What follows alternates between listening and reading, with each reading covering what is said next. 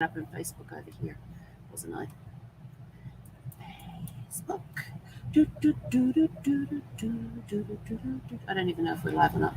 It says we are. Oh, it does too. Hey, kia ora, everyone. Helen Brahms here, coming to you live from Sun City in Arizona. I am, and it's Thankful Thursday. So, did you have a very super fantastic, sparkling Thankful Thursday? I am super excited because this evening, as part of our approach to the 2-year mark of doing Facebook Lives daily for 2 years, this month we are bringing on guests every now and again, and I am super, super excited because I have my friend Terza here. And Terza Ekholm is a artist, and we are going to find she's a mixed media artist, and she does the most incredible work. In fact, I got to show you right now. This is a pair of, hang on, I got to get it right in the camera. This is a pair of her shoes, and these beautiful purples and pinks and great, and you can get them with the black sole and I think the white sole too. Mm-hmm. And then these are my favorite because look at this. This is just amazing. Oh, hang on, camera. These are boots. These are Doc Marten boots. That another one of her designs on that, and you can actually order these. These ones are called Amethyst, and you can actually order these in her online on her store. So that's just two of her designs that I have, and very blessed to have them. And I totally forgot to say, welcome, Terza. Thank you, Helen. Thank you so much for being on today. I'm just so full of excitement. I just don't know what to do with myself. So, Terza, you've had a very interesting background from where you were before to how you became an artist. And as we've been promoting you in the last 24 hours, we've been talking about what inspired you to leave what you did before. And you've got to let us know what you did before, because for you to go from where you were before to being an artist is quite a jump. Kind of like a 180 thing. So what inspired you to become an artist? Well, all right, I will start with my first career was, as Helen mentioned, it was something completely different. I was a software engineer. And when I got out of high school, I grew up being good in math and science, and engineering just seemed like a next logical progression. So, and it was a lovely career for 18 years. And then I got laid off along with my husband within half an hour of each other. So, yeah. I didn't know that part of the story. Oh, yeah. It was quite an exciting moment for the Ekholm household, that's for sure. So I decided that I was done with engineering and I was going to move on to other adventures, and did a few other things entrepreneur-wise. And eventually a friend of mine introduced me to creating art, not just looking at it. And I totally fell in love. So that's where I started. I went into quilting and fabrics and textiles and designs, and eventually kind of moved into paints. And because it's me, I didn't have any classes. I just made things up. It's like went along because it was so much fun. What are you supposed to do with this? Well, I don't know. Let me try this. I don't know. And I have seen some of your videos when you're showing us some of your techniques. Some of them have worked really, really good, and some of them not so. But that's part of the fun. Yes. But it's all part of the fun, and you never know. And even from mistakes can come some incredible creations. Yes. Yes, because we have seen some of those. But you do have one of your shirts on. I do. Yes. I don't know how much you can see, but woohoo. Yes. Yep. The beautiful reds, and it goes wonderful with your background as well. Thank you. Yes. Thank you. And so what is it about art that inspires people to want to look at art, wear art, have it around their house? Oh, I think it's just part of being human, is that you want to explore and you want to try different things and try different colors. I mean, when I don't know about you, Helen, but when I was a little kid, both my mom and my sister are blondes, and I'm the dark-haired one. So at one point in my childhood, I thought, oh, I want to be blonde just like them. And so in some random store one day, there was a wig and I put it on. And I absolutely hated it, but blonde is not what color was the wig? Was it one of those clown wigs with the rainbow colors on it, or? No, it was one of those like Barbie long hair wigs. Oh. So on a 5-year or 6-year-old little girl, it just didn't quite work, but But we always used to do things. I mean, I used to get the the doll's sheet out of my doll's crib, and I would pin it around my head, kind of like the nurses used to wear, and I'd pretend that was my long hair. Oh yes. Oh yes. We love to role play. Well, you can role play with colors. I mean, colors have their own language, and then textures just makes it a whole nother layer. So It makes it fun. Yes. Yes. But I remember also playing with the thing I love about being a kid, and this is what I think a lot of us as adults get away from, is we lose that creativity part as we grow older in some places. Like if you remember, we used to play with the Play-Doh, and I can still, opening up that can and getting that whiff of Play-Doh, building things with building blocks. And you've got all those different, like the Legos, and then the building bricks as well, which are like Legos but bigger. And all the different things that we used to do to be creative as a child. Some people go on and use that quite well, and then some people don't. So you made the shift from being an engineer, which is very logical, very precise engineering mind, where all the I's are dotted to the T's are crossed, to be somebody completely different and creative. How have you found that the creativity that you now have, how has that freed up you and inspired you to go on to be the businesswoman that you are today? It gives me, I think that the burst of creativity that I like to get into every other day, I think it also opens up my mind to other possibilities for business. So much so that I probably have the opposite idea. I don't have problem coming up with ideas, but I sometimes have problem is like narrowing in and just choosing something. But like any painting, right? You need to take a piece of art to its completion.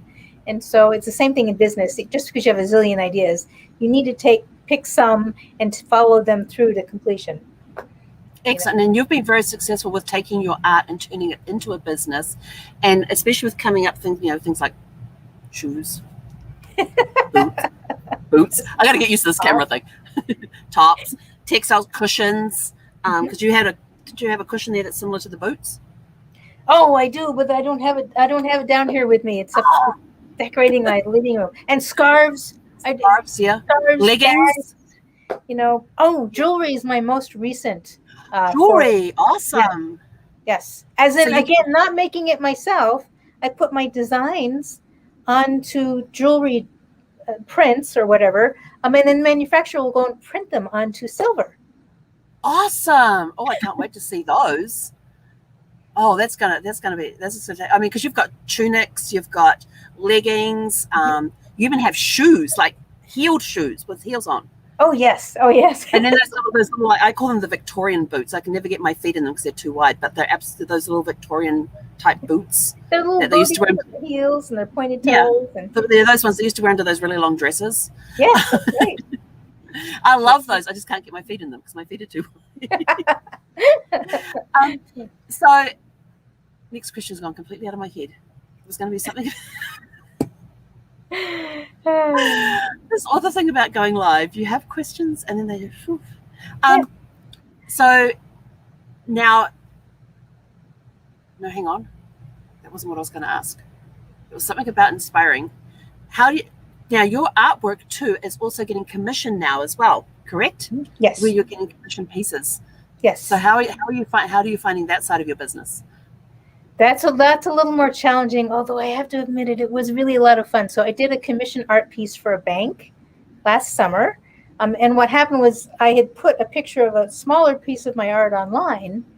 And they said, oh, we absolutely love that piece, but we have a spot about this big to cover up on our wall. And I said, well, what I can do is I can't recreate that perfectly, but I can create something similar in nature. And so that's what I did. Yeah. Because each of your pieces are unique, correct? Because of the techniques that you use, and you never know what's going to come out with some of them. Yes, exactly. Because you've done things like blowing paint through a straw. Oh, that is one of the techniques. So, you can put alcohol inks on paper that moves, or tiles, that kind of thing. So that as the alcohol evaporates, the ink actually moves. Well, if you want to get really fun with it, you take a straw and you blow through the straw at the inks, and they move around again in yet more interesting shapes and waves.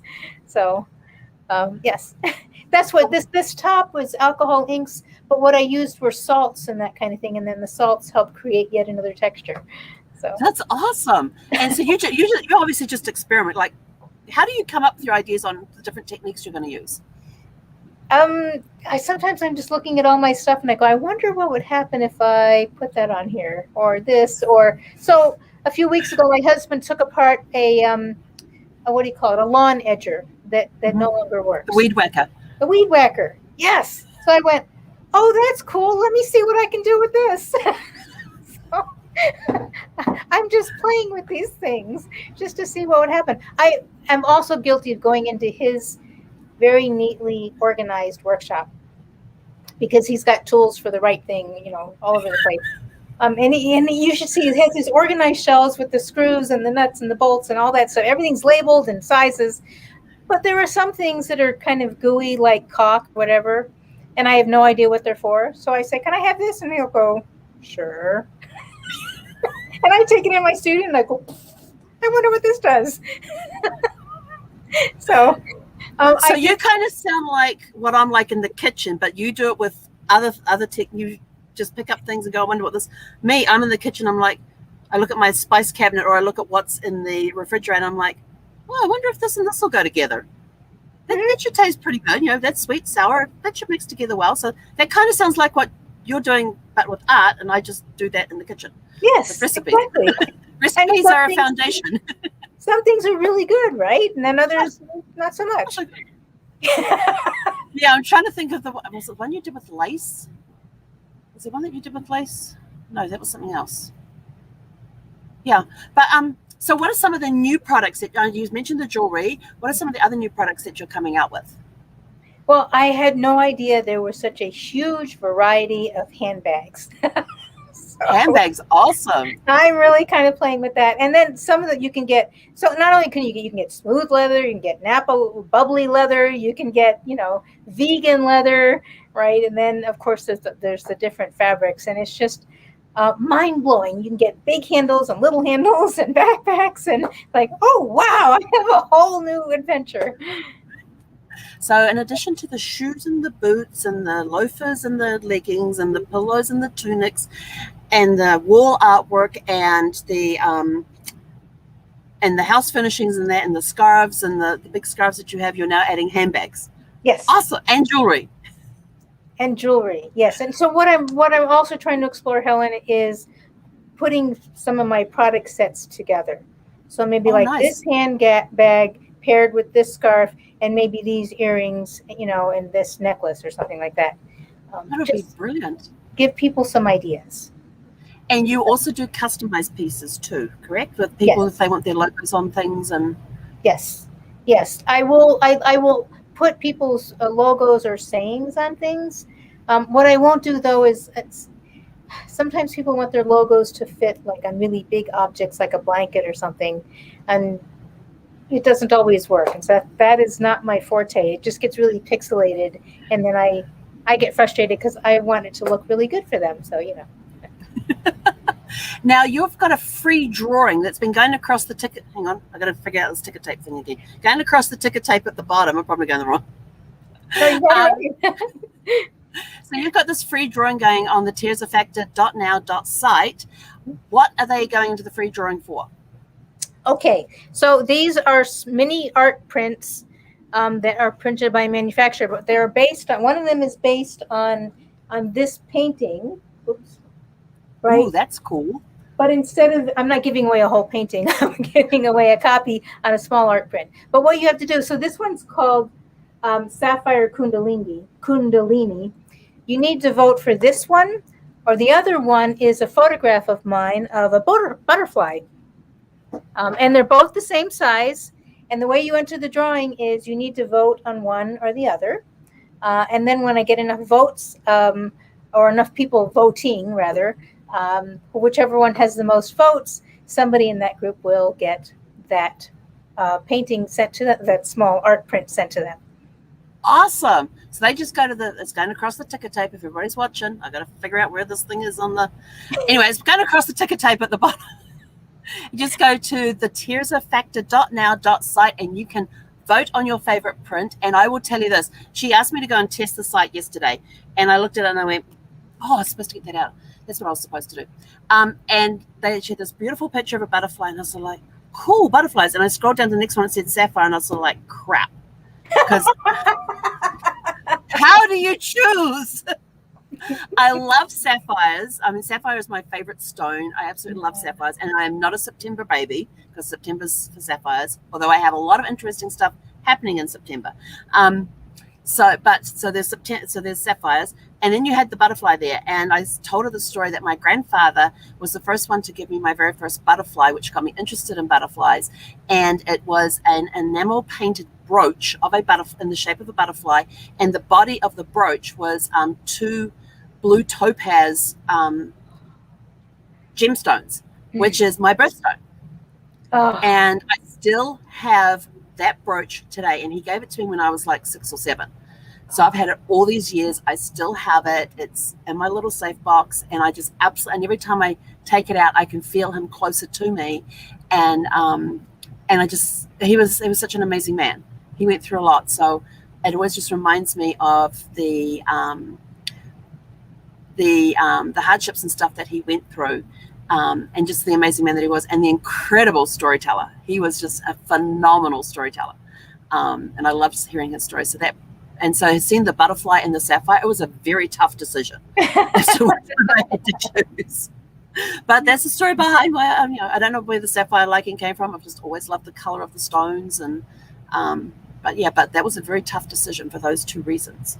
So, what a lovely story. Oh. I hope that for those that are going to the tearsafactor.now site, that you guys have an easier decision to make. Because they are incredible pieces. But I didn't realize that you'd actually taken that photograph of the butterfly. That was really awesome. So not only are you a painter, an artist that way, but you do say multimedia. Was it mixed media? Mixed media. Mm-hmm. So photographs come into that too.